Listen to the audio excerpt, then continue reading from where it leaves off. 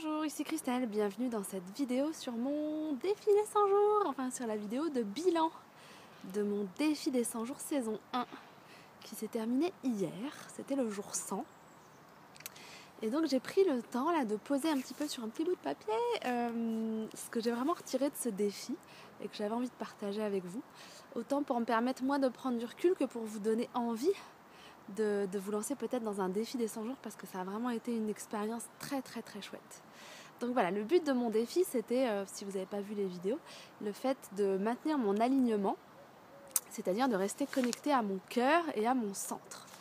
Et du coup voilà, ça a été de faire une petite vidéo quotidienne, à part à la fin, pour témoigner de ça et pour partager ce que je vivais. Donc le fait de faire des vidéos déjà quotidiennes a été assez fabuleux parce que ça me maintenait en fait l'attention sur le défi.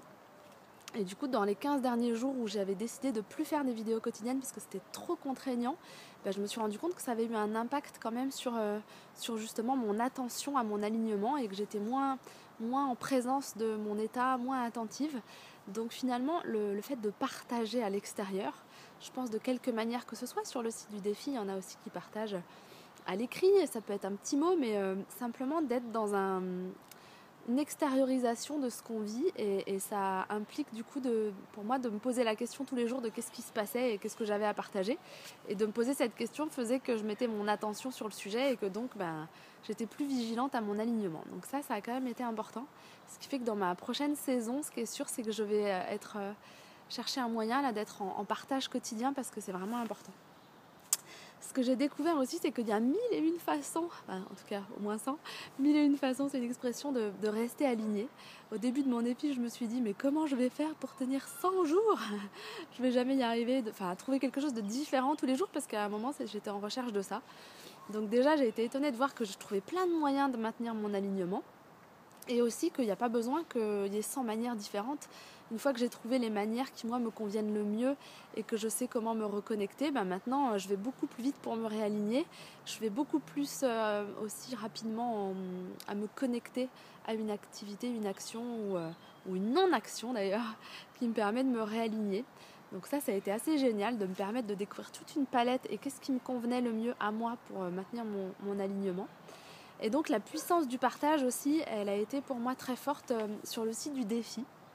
Alors je vais en profiter dès maintenant là pour remercier toutes les délicieuses et les délicieux co-créateurs du site du défi avec lesquels j'ai échangé, qui m'ont encouragée, soutenue, qui m'ont inspirée par leur propre partage et leurs propres vidéos, petits mots ou commentaires.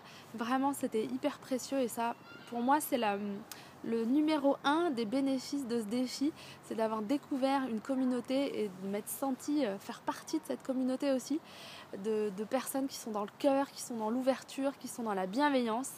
Et autant j'ai pu avoir des commentaires ou des messages Facebook qui n'ont pas toujours été sympas de retour sur mes vidéos, autant pour moi le site du défi c'était le lieu où je pouvais aller me ressourcer, me recharger et être vraiment dans un échange hyper bienveillant. Donc un grand merci à toutes celles et ceux avec lesquels j'ai échangé en direct ou par le biais de commentaires. Voilà, c'était un plaisir et vivement nos prochains défis respectifs.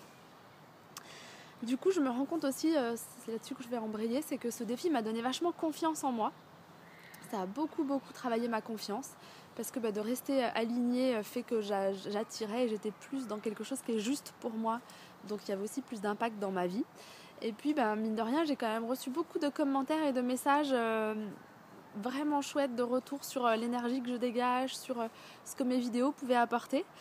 Et d'ailleurs pour le partage, je me suis fait un fichier Word qui s'appelle En cas de doute. Je vous invite à faire l'exercice si ça vous inspire.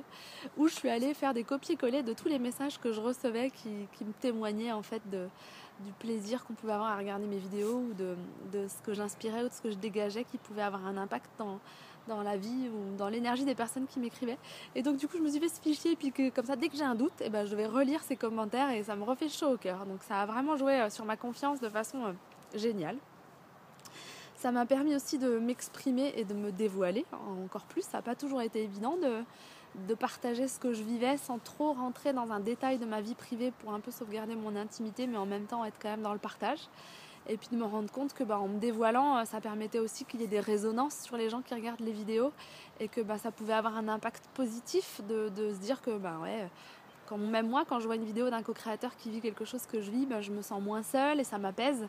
Donc rien que pour ça, je me dis c'est aussi utile que je partage ce que je vis parce que ça peut aider d'autres personnes à se sentir mieux tout simplement. C'est une des grosses bénéfices, il me reste 2 choses à vous dire, c'est que ça m'a permis vachement de me rendre compte à quel point j'avais besoin d'un équilibre entre, alors ça rejoint beaucoup mes réflexions du moment sur le féminin et sur l'équilibre entre le masculin et le féminin en soi.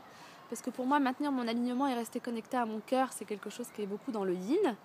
Et les messages que je recevais et que je ressentais durant ce défi, c'était d'être vraiment focalisée sur ma réceptivité. Et en même temps, avant, j'étais beaucoup dans vouloir faire, qu'est-ce que je dois faire, c'est quoi l'action, comment je dois faire. Et donc là, je suis beaucoup plus dans un équilibre grâce à ce défi entre mon alignement et puis mes actions. Et ça, c'est très, très positif. Et puis pour finir, l'autre gros bénéfice, c'est que ça m'a fait énormément avancer sur comment j'ai envie de contribuer dans ce monde, parce que j'ai commencé ce défi à une période où j'étais en grosse phase de remise en question après mon défi de Compostelle qui est venu bousculer beaucoup de choses à l'intérieur de moi. Et donc pendant tout au long de ce défi, j'étais en recherche de un peu voir comment j'allais repositionner mon travail, mon activité, qu'est-ce que j'ai envie d'offrir au monde, comment j'ai envie de contribuer. Et là d'ailleurs surtout depuis quelques jours, je suis en train de faire des connexions dans ma tête et de trouver des réponses mais qui me font pétiller et vibrer à l'intérieur d'une façon phénoménale.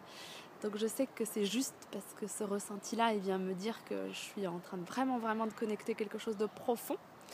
Donc voilà, ce défi, il m'a permis de me trouver en grande partie, et en tout cas de trouver des réponses aux questions que je me posais à ce moment-là. Et voilà, la vie, c'est de toute façon toute une succession de réponses à trouver. Mais là, je sens que c'est un moment charnière et que ça m'a vraiment permis de me connecter à des choses très chouettes. Et je suis en train de bosser là-dessus et de très bientôt l'offrir au monde et l'exposer et le communiquer. Donc d'ailleurs, j'ai hâte aussi que ce soit plus posé, plus clair pour vous le partager. Donc si vous avez envie de savoir et d'avoir ces infos, inscrivez-vous. Là, je vous mets le lien juste après la fin de cette vidéo, comme dans toutes les autres, sur le site là où j'ai fait une page. Vous pouvez laisser votre mail et puis je vous enverrai des infos très vite et sans doute une petite vidéo qui présentera le projet et ce que je suis en train de créer qui me fait pétiller, qui me fait vibrer et qui je pense va être vraiment utile et vraiment fédérateur, ça va être très chouette. Je suis hyper impatiente, donc inscrivez-vous là à la fin de cette vidéo pour recevoir les infos si ça vous intéresse. Et puis aussi pour que je vous tienne au courant de la suite de mes aventures et de quand est-ce que je commence une prochaine saison du défi, la saison 2. Sans doute au 1er janvier, je pense que j'aime bien ce concept. Ça me laisse 15 jours là, de répit pour me digérer la première saison. Donc inscrivez-vous, laissez-moi si vous voulez un petit commentaire avec grand plaisir sur ce que vous retenez vous de mon défi si vous m'avez suivi, ce que ça vous a apporté, j'aimerais beaucoup le savoir. Donc juste en dessous de cette vidéo, vous me laissez un petit commentaire. Et puis merci à tous ceux qui ont suivi mes vidéos, merci de m'avoir soutenu, de m'avoir encouragé. Et je vous souhaite d'être très inspirés et aussi de vous lancer des défis qui vous font évoluer, avancer et grandir. Et puis je vous envoie plein de lumière et plein de chaleur en cet hiver et je vous dis à très bientôt. Ciao!